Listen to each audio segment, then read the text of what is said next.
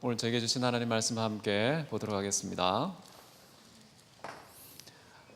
아모스 5장 18절에서 20절까지입니다.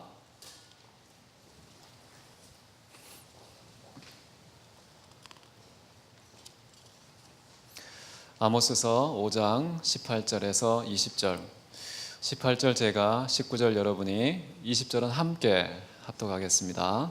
제가 먼저 18절 읽습니다. 화 있을진저 여호와의 날을 사모하는 자여, 너희가 어찌하여 여호와의 날을 사모하느냐?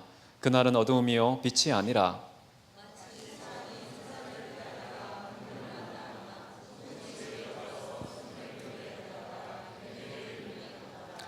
여호와의 날은 빛없는 어둠이 아니며 빛남 없는 캄캄함이 아니냐. 아멘. 금요일, 토요일 지난 이틀 동안 우리 대학교에 수련회 다녀왔습니다. 주제는 하나님의 성품이었습니다. 하나님의 성품은 하나님께서 우리에게 모든 은혜를 주신 이유라고 말씀을 드렸습니다. 하나님의 성품이 구비되었을 때 나타나는 삶의 향기와 열매는 사랑이다 라고 말씀을 드렸고요. 그 사랑은 바로 우리가 예수 그리스도의 제자라는 사실, 드디어 예수님을 보여주는 증인이라는 사실을 가장 잘 보여주는 것이다. 그래서 하나님의 큰 은혜, 하나님의 성품, 하나님의 사랑, 하나님의 증인, 이런 흐름으로 우리가 이 땅에 살고 있다는 이야기를 말씀드렸습니다. 여러분, 성품을 생략한 열정과 섬김과 봉사, 하나님께서 하나도 카운트하지 않으십니다. 우리의 행동, 우리의 모든 삶이라는 것은 우리의 내면 성품이 밖으로 표출된 결과이거든요. 성품이 구비되어 있지 않음에도 불구하고 그런 현상이 나타났을 때에는 겉으로 나타난 그 선행과 행위는 우리 것이 아니라는 뜻입니다. 어떤 환경이 조성되어서 그냥 툭 튀어나온 것이죠. 외적인 조건에 의해서 그냥 툭 튀어나온 현상일 것입니다. 그래서 진정한 선행의 가장 중요한 기준은 중심을 보시는 하나님의 기준인데요, 우리 성품입니다. 과연 우리가 하나님의 성품을 구비했는지, 그 성품이 구비되어 있다면 그것에 걸맞은 삶이 반드시 나타나게 되어 있습니다. 자, 이런 이야기를 함께 나누면서 아까 기도할 때 장로님 언급하신 6가지의 성품 함께 배우고 우리의 삶에 구현하면 좋겠다라고 말씀을 나누었습니다. 자, 오늘은 아모스서 5장 강해에 들어가는데요, 빛과 어둠에 대한 이야기를 함께 나누기를 원합니다. 지난 시간에 이스라엘 백성들은 선이 아니라 악을 추구했다고 나와 있습니다. 선이 아니라 악을 사랑했습니다. 정의가 아니라 불의를 구축하는 이스라엘 백성들의 그 죄악, 더군다나 그것을 돌이키지 아니함 때문에 발생하는 끔찍한 슬픔에 대해서 함께 나누었습니다. 모든 사람들이 모든 광장과 거리에서 통곡하는 이야기, 애곡하는 사람이 없어서 농촌에 있는 농부를 불러서 애곡하게 만드는 상황, 심지어 농촌도 자유롭지 않아서 심판이 임하였고 모든 포도원이 메말라서 눈물로 얼룩지는 그런 비참하고 슬픈 그런 심판의 이야기를 나누었습니다. 여러분, 사람들은 절망에 처할 때 마지막으로 붙드는 그 희망이 무엇입니까? 종말에는 뭔가 달라지겠지. 시간의 끝자락이 이르면 뭔가 바뀌겠지.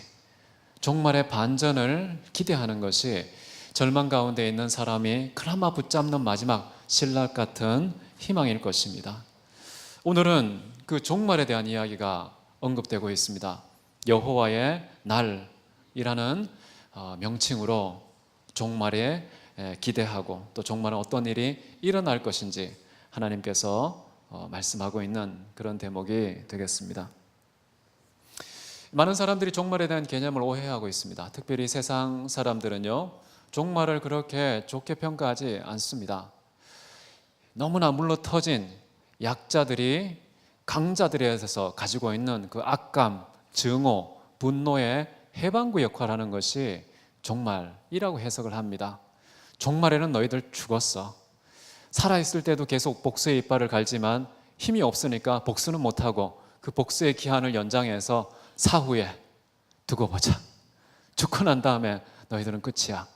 이런 약자들의 마음, 이 부자들에 대한 빈자들의 마음, 귀인들에 대한 이 천인들의 마음, 그런 안타깝고 복수심에 찬 그들의 마음을 달래주고 표출할 수 있는 유일한 출구, 해방구, 그것이 바로 내세에 대한, 마지막 종말의 심판에 대한 개념이라고 세상 사람들은 이해합니다.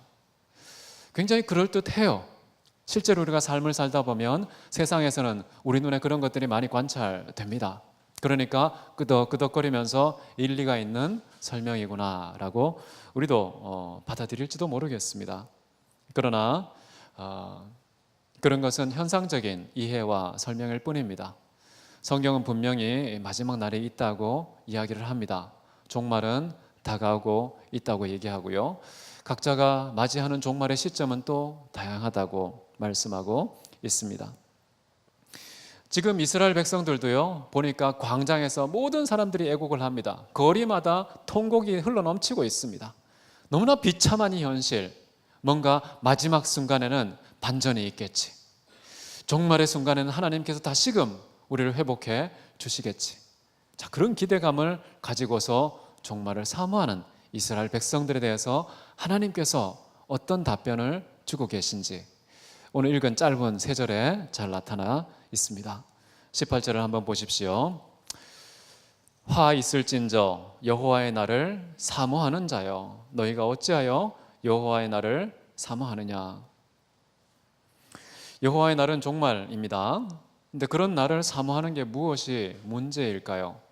여기에서 왜 재앙이다, 화가 너희에게 있을 것이다, 이렇게 좀 가슴이 썰렁한 그런 무서운 심판의 이야기를 꺼내는 것일까요? 우리는 종말론적 의식을 갖고 하루하루 살아가야 된다고 배우지 않았습니까? 주님 다시 오실 날 그것을 바라고 소망하며 마라나타 마라나타 외치면서 살라고 예수님도 제자들도 그렇게 말하지 않았습니까? 그런데 지금 여호와의 날을 사모하는 자여 화 있을진저 어찌하여 너희가 그 날을 사모하느냐. 도무지 납득하기 어려운 예수님 하나님의 반응이 도대체 무엇 때문일까 의문을 갖게 하는 대목이라고 볼 수가 있겠습니다. 그날을 사모하는 이유는 좋은 일이 생길 것이다, 우리 인생에 뭔가 변화가 있을 것이다 라는 기대감이 있기 때문일 것입니다. 실제로 베드로전서 1장 13절을 한번 보시면요, 그날에 하나님께서 얼마나 큰 은혜 주실지 이렇게 말씀합니다. 너희 마음의 허리를 동이고 근신하여 예수 그리스도께서 나타나실 때에 너희에게 가져다 주실 은혜를 온전히 바랄지어다.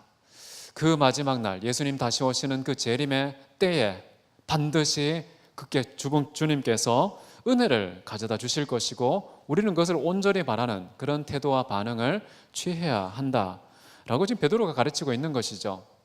지금 베드로가 편지 쓰고 있는 사람들은요, 열방 가운데 흩어져 있어서 고통과 아픔을 당하고 있는 나그네들, 이 땅에 발붙이지 못하고 이 땅을 영원한 천국으로 여기지 않고 잠깐 지나가는 정거장에 불과하다고 생각하는 그런 나그네들을 향하여서, 핍박과 조롱 가운데 있는 사람을 향하여서 지금 편지 쓰고 있는 중입니다. 그 편지의 대목으로서 걱정하지 말라고, 지금 고통과 아픔 당하지만 예수님 다시 오시는 재림의 때가 오면 하나님께서 엄청난 은혜를 너에게 주실 것이고 그것을 지금 오늘 앞당겨서 바라고 소망하며 얼마든지 기쁨의 심장이 뛸 수 있다 라는 맥락에서 지금 하는 말입니다. 그런데 지금 아모스 시대에 이스라엘 백성들이 종말의 때를 사모하고 있습니다. 여호와의 날을 사모하고 있습니다. 그런데 하나님의 반응은 참 특이한 것이죠. 어찌하여 그날 사모하느냐. 사모하지 말라는 뜻이죠. 너희들이 그거 사모하는 건 너무 이상하다, 놀랍다 라는 뜻입니다. 자, 왜 이스라엘 백성들은 종말의 날을 사모했을까요? 왜 하나님은 그것을 놀랐을까요? 그 끄트머리 보면 그날에 대한 설명이 나옵니다. 그날은 어둠이요 빛이 아니기 때문이다 라고 설명하고 있습니다. 다시 말하면 이스라엘 백성들이 생각하는 그 종말에 오해가 있었다는 것이죠. 그들은 뭔가 잘못 생각하고 있었던 것입니다. 아마 종말은 장밋빛 인생이 펼쳐지는 새로운 인생의 반전이 펼쳐질 거야 라는 기대감을 가지고 여호와의 날을 사모했을 것입니다. 그런데 하나님께서는 그 백성들을 향하여서 그날이 어떤 날인 줄 알아? 사모해도 되는 날인 줄 알아? 라고 하면서 심판의 때, 캄캄한 어두움이 임하는 때라고 말씀하고 있습니다. 영광의 찬란한 빛이 비치는 때가 아니라고 지금 설명하고 있는 것이죠. 여러분은 종말을 어떻게 생각하십니까? 지금 하나님께서 이스라엘 백성들의 오해를 교정해 주시고 계신데요. 빛과 어둠, 우리는 종말의 빛이라고 생각하지만 하나님 보실 때는 어둠일 수 있다는 것입니다. 모든 사람에게 그런 것일까요? 모든 사람에게 그런 것은 아닙니다. 종말은 항상 양면성이 있습니다. 희망의 때이면서 동시에 누군가에게는 절망의 때가 된다는 것이죠. 어떤 자에게는 은혜의 때이지만 어떤 자에게는 심판의 때라는 것입니다. 어떤 사람에게는 영광의 때이지만 어떤 자에게는 치욕과 저주의 때라는 것입니다. 어떤 사람에게는 생명의 때이지만 어떤 자에게는 영원한 죽음의 때일 수 있다는 것입니다. 이 종말에 대한 이해가 이렇게 반쪽으로 갈라집니다. 자, 그런 것들을 성경에는 곳곳에서 잘 나타내고 있는데요. 특별히 요한복음 6장 44절 보면은 예수님 다시 오신 그 마지막 때에는 어떤 날이냐? 나를 보내신 아버지께서 이끌지 아니하시면 아무도 내게 올 수 없나니 오는 그를 내가 마지막 날에 다시 살리리라. 예수님께서 부르시고 예수 그리스도를 믿은 자들, 그런 자들을 마지막 날에 다시 살리는 것이 바로 종말의 축복이라고 볼 수가 있겠죠. 사도행전 3장 19절을 보시면 이런 말씀이 나옵니다. 너희가 회개하고 돌이켜 너희 죄 없이 함을 받으라. 이같이 하면 새롭게 되는 날이 주 앞으로부터 이를 것이요. 여기서는 새롭게 되는 날이라고 마지막 날을 설명하고 있습니다. 이 새롭게 되는 날, 이런 날을 이스라엘 백성들은 기대했겠죠. 그런데 이런 날이 찾아오는 대상은 누구라고 나와 있습니까? 회개하고 돌이킨 자들. 회개하고 돌이킨 자들에게 마지막 여호와의 날은 빛이 된다는 것이죠. 디도서 2장 13절에는 이런 말씀이 있습니다. 복스러운 소망과 우리의 크신 하나님 구주 예수 그리스도의 영광이 나타나심을 기다리게 하셨으니, 그 마지막 날에는요 복스러운 소망이 올 것이다. 그리스도 예수의 영광이 우리에게 나타나게 될 것이다. 그러니까 영광의 날이니까 종말을 기다리게 된다는 뜻입니다. 그런데 이런 소망, 이런 예수님의 영광 누구에게 오는 것일까요? 돌이키고 회개한 자들에게 온다는 것입니다. 그런데 이스라엘 백성들은 어떤 사람들입니까? 여전히 목이 뻣뻣하고 하나님께 돌아오지를 않고 끝까지 자기의 길을 걸어갔던 사람들. 그래서 결국에는 거리마다 광장마다 다 죽음의 시체가 있고 그 시체들 앞에서 우는 통곡의 소리가 멈추지 않는 그런 재앙을 이 땅에서 받았던 것이죠. 자, 이렇게 아름답고 멋진 그런 날도 표현되어 있지만 요엘서 2장 2, 3절에 보면요 그날이 어떤 날인가 이렇게 설명합니다. 어둡고 캄캄한 날이요 짙은 구름이 덮인 날이라. 새벽빛이 산 꼭대기에 덮인 것과 같으니 이는 많고 강한 백성이 이르렀습니다. 이와 같이 옛날에도 없었고 이후에도 대대로 없으리로다. 불이 그들의 앞을 사르며 불꽃이 그들의 뒤를 태우니 그들의 예전의 땅은 에덴 동산 같았으나 그들의 나중의 땅은 황폐한 들 같으니 그것을 피할 자가 없도다. 이것은 두 가지를 동시에 표현한 겁니다. 현재의 상황을 표현한 동시에 마지막 날에 어떻게 될 것인지에 대한 이야기가 나와 있죠. 정말 우리가 이 땅에서 풍요롭게 살 때는 마치 에덴 동산 같은 곳에서 살지만 정말 심판의 때, 종말의 때가 왔을 때에는 그 나중의 땅은 황폐한 땅이 될 것이다. 이 두 가지 종류의 땅, 사실 태초에 하나님께서 인간을 창조하셨을 때 에덴 동산 지으셨죠. 그러고 난 다음에 아담과 하와가 죄를 지었을 때 어떤 땅으로 변합니까? 그 땅에서 쫓겨났죠. 쫓겨난 이후에 인류의 모든 사람들은 그 땅에서 쫓겨나서 황폐한 그 죄악의 땅에서 벗어난 자가 하나도 없다.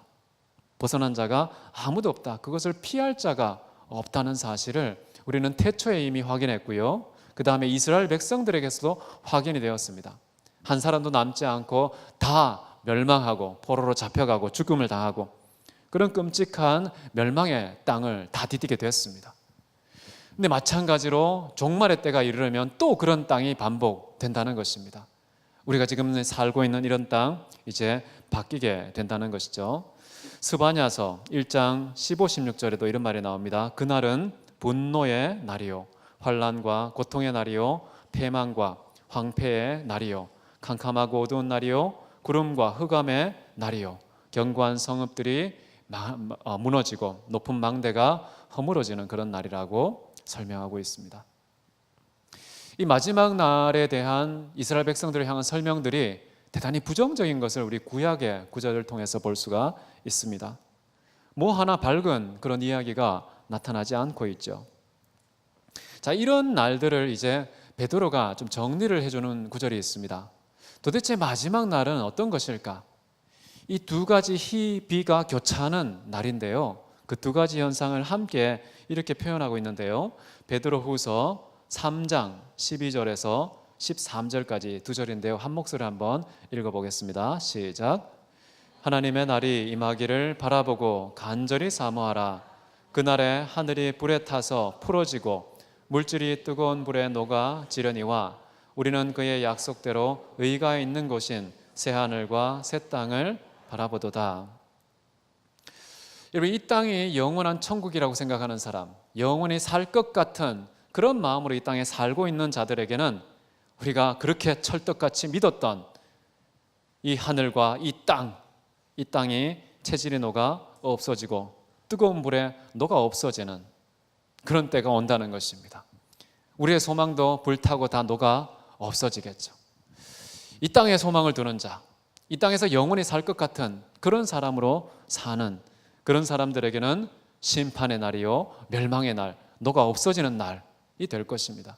그러나 새 하늘과 새 땅을 소망하고 바라보는 자에게는 어떤 날이 될까요?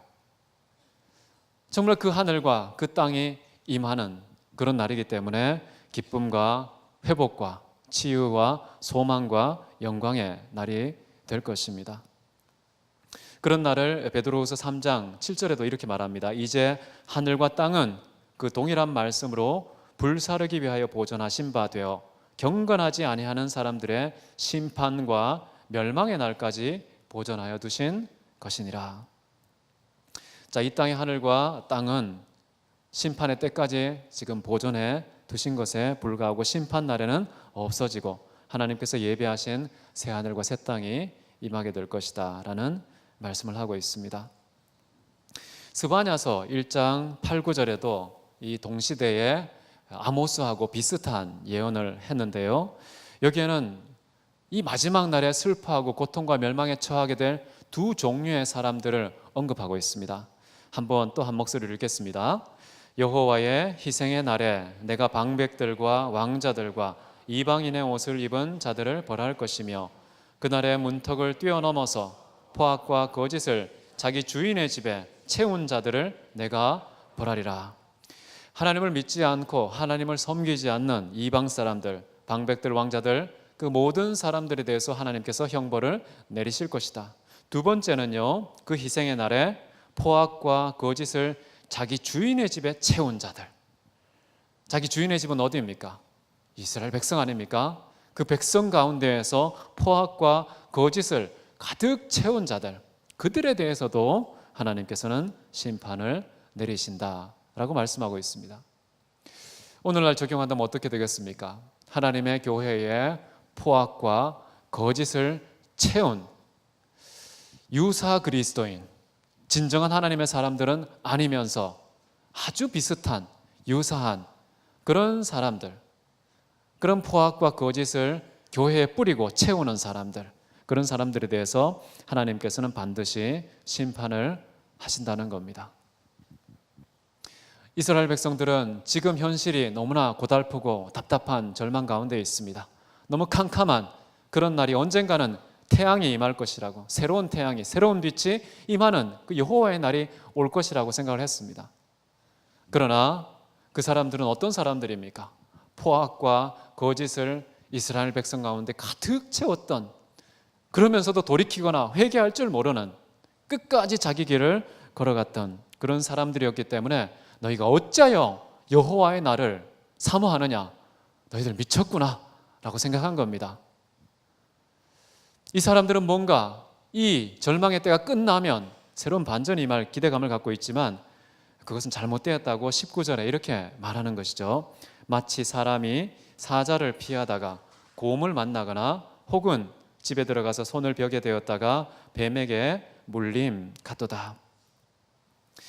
여러분, 사자를 만났습니다. 지금 수많은 사자들, 아수르, 바벨론, 페르시아, 수많은 제국들이 이스라엘 백성들을 초토화시키는 그런 사자의 역할을 하고 있습니다.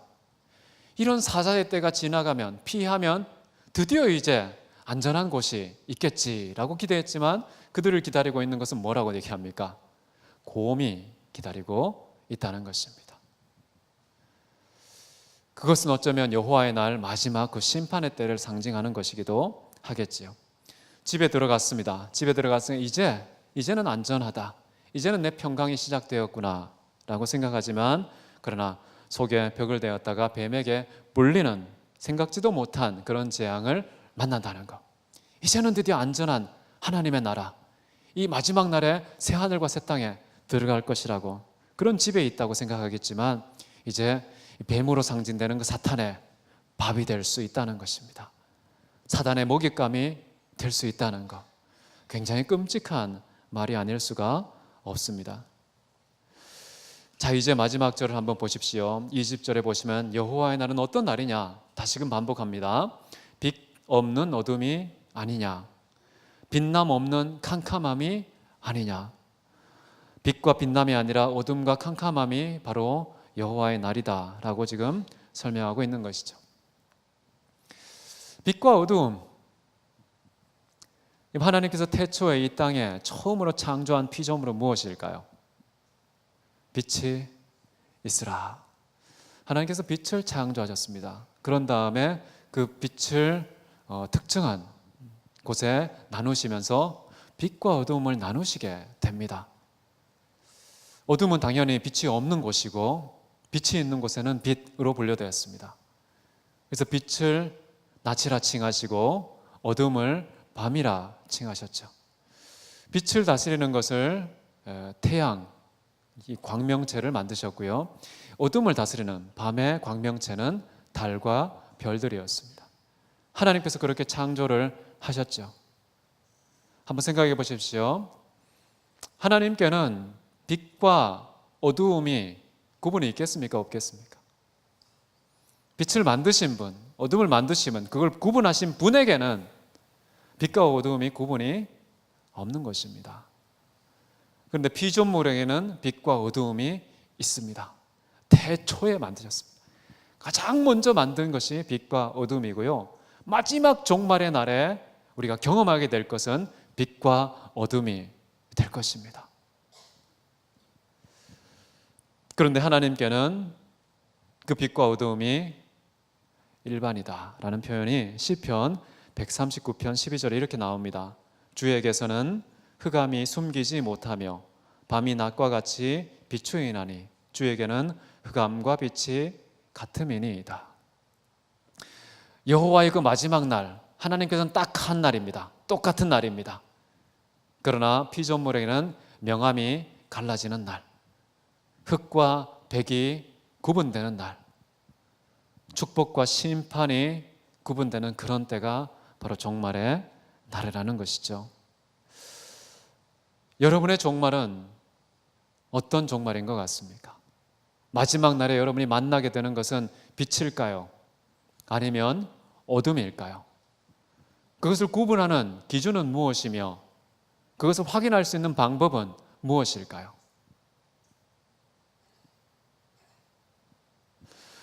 요한복음 5장 39절 우리 같이 한 목소리로 한번 읽어보겠습니다. 시작.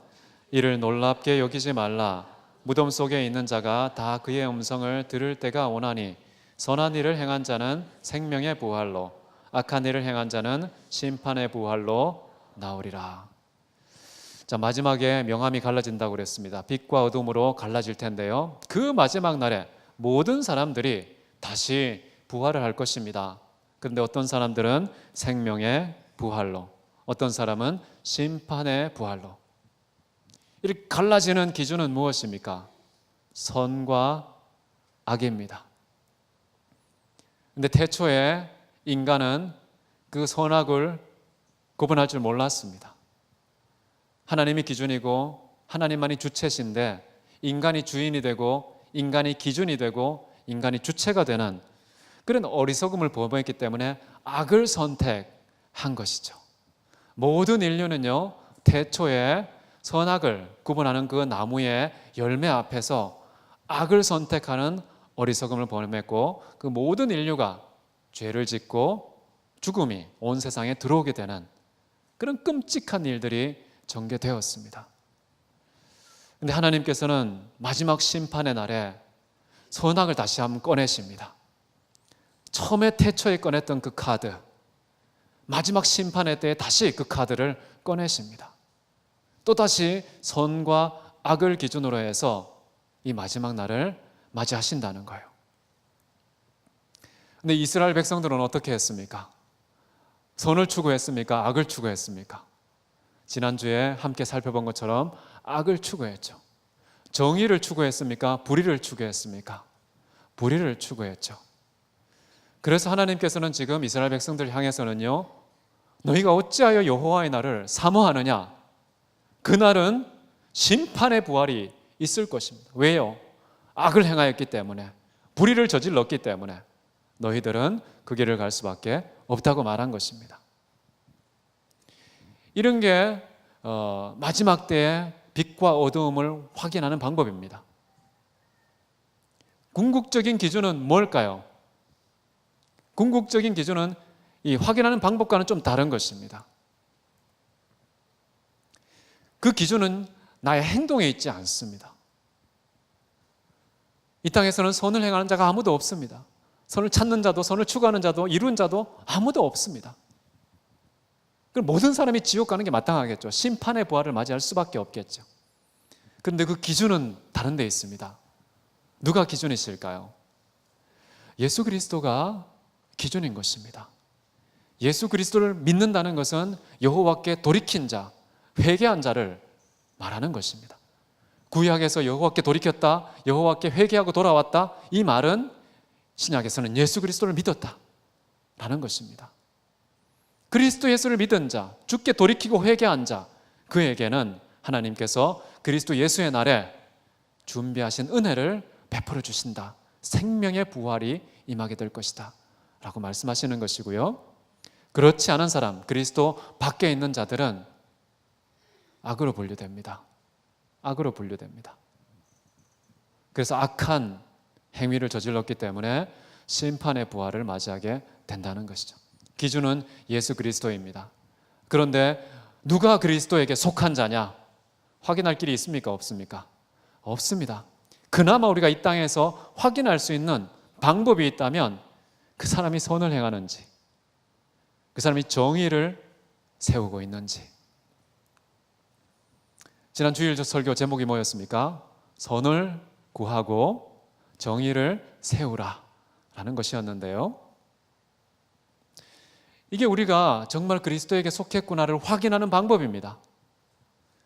교회 안에 있다, 이게 확인하는 방법 아닙니다. 헌금 냈다, 기도했다, 성경 읽었다, 전도했다, 봉사했다, 이것이 그리스도에게 속했다는 것을 확인하는 방법이 아니라는 것입니다.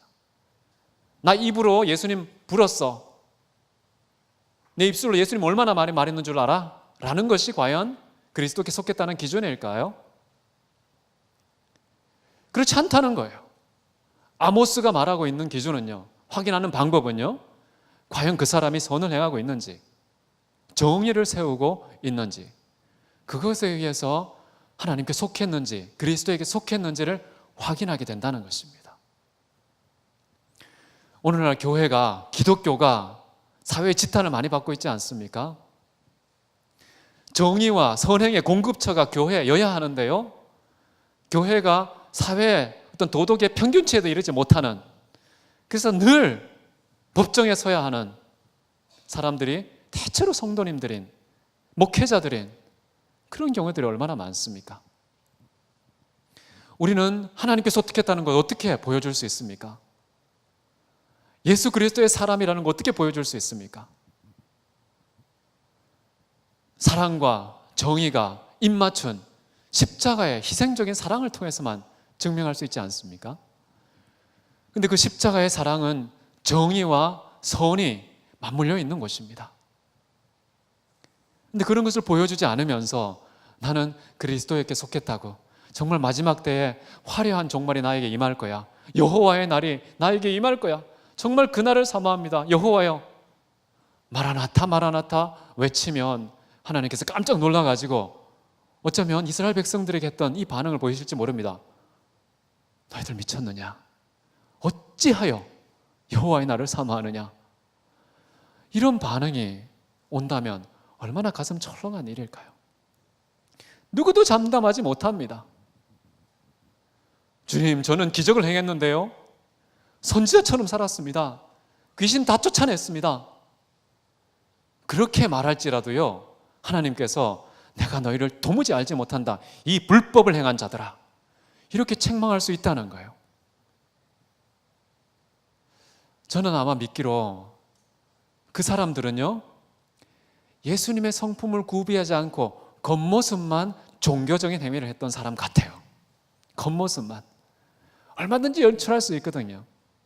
귀신 쫓아내는 그런 연출도 할 수 있습니다. 얼마든지 할 수, 기적도 얼마든지 연출할 수 있습니다. 근데 흉내낼 수 없는 건 있죠. 과연 그 사람의 속사람이 예수 그리스도 형상이 있는지, 예수 그리스도의 성품이 있는지, 그 성품의 결과로서 선을 행하고 정의를 세웠는지. 정의를 행하고 선을 행했다는 겉모습이 예수께 속했다는 보증은 아닙니다. 그러나 최소한 확인은 시켜줄 수 있습니다. 이 사람의 정말 예수 그리스도를 믿는다 하고 교회에 출석하고 있지만 정말 그리스도에게 속했을까? 이것을 확인하는 어떤 방식은 될 수 있습니다. 이 사람이 선을 행하는지 악을 행하는지, 정의를 세우는지 불법을 자행하는지. 그래서 오늘 호세아가 우리에게 주는 도전은 이 빛과 어둠에 대한 것인데요, 여러분, 나중에 여호와의 날에, 그 마지막 종말의 때에 빛으로 분류되시기 바랍니다. 어둠으로 분류되지 마시기 바랍니다. 양으로 분류되시고 염소로 분류되지 마시기 바랍니다. 심판의 부활이 아니라 생명의 부활로 분류되는 그런 저와 여러분 되시기를 바랍니다. 먼저는 예수 그리스도를 믿으셔야 하고요, 그리고 우리 안에 예수 그리스도의 성품을 가득 채워야 하는 것이고요, 그 성품이 밖으로 삐져나온 삶의 열매로서 선과 정의가 흘러 넘쳐야 할 것입니다. 그런 것이 흘러 넘치지 않으면 여러분도 내가 정말 예수에게 속했는지 의심할 수밖에 없고요, 주변 사람들도 우리 서로를 의심할 수밖에 없습니다. 저렇게 선을 행하지 않는데, 저렇게 정의를 실천하지 않는데 과연 저 사람이 예수님께 속했을까? 의심이 갈 수밖에 없습니다. 저는 의심할 겁니다. 의심할 수밖에 없습니다. 성경이 기준입니다. 모든 것을 다 알지는 못하죠. 그러나 저 사람이 예수께 속하지 않은 사람은 분명한 것 같아. 우리 각자의 확신은 주로 그런 현상이나 방식을 통해서 이루어지는 것입니다. 우리가 다 같이 한번 기도하겠습니다. 이 시간 기도할 때요, 우리가 수련회 때도 말했고 오늘 이 심판의 날 함께 살펴보았는데요, 하나님, 정말 제가 그리스도에게 속한 자입니까? 예수께 속했다면 의와 진리의 거룩하심으로 지어진 그 새 사람의 옷, 예수 그리스도의 옷을 내 인격으로 입게 하여 주옵소서. 그렇게 예수님의 성품으로 가득 채워진 자가 예수님이 이 땅에 사신 것처럼 예수님처럼 선을 행하고 예수님처럼 이 땅의 공의와 정의를 세우는 자가 되게 하옵소서. 그리하여서 정말 진정한 하나님의 증인이 되게 해달라고, 마지막 날에 빛으로 분류되고 생명의 부활을 맞이하면서 영광 가운데 예수님 만나는 축복을 우리에게 허락해 달라고 우리 함께 자신을 위해서 기도하겠습니다. 사랑이 많으신 하나님 아버지 감사합니다.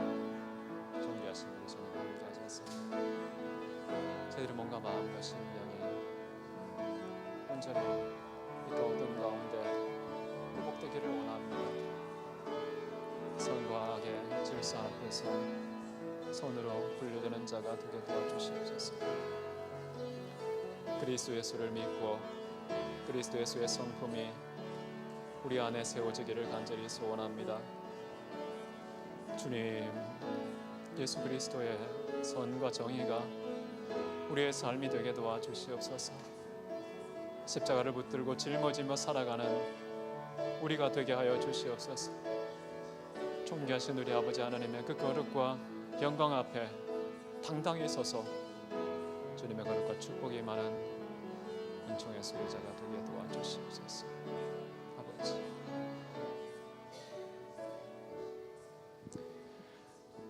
사랑과 은혜가 많으신 하나님 아버지, 태초에 창조하신 그 빛과 어둠, 마지막 날에 또 그것이 우리를 맞이한다는 사실 기억하게 하옵소서. 태초에 인류에게 하나님께서 제시하신 선과 악,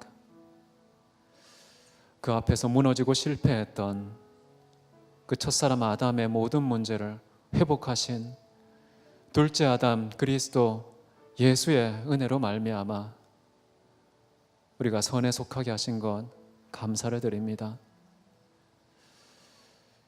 예수님은 옷 입지 않고는 그 누구도 선할 수 없음을 기억하게 하옵소서.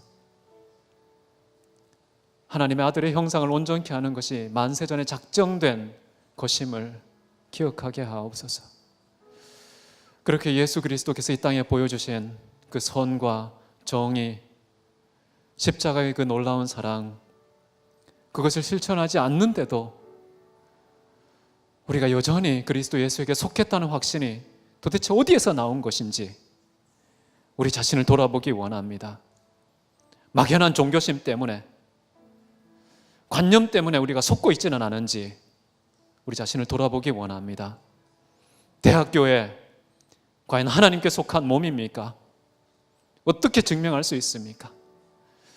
이곳에 하나님의 사랑과 그 향기로운 정의가 구현되는 공동체 되게 도와주시옵소서.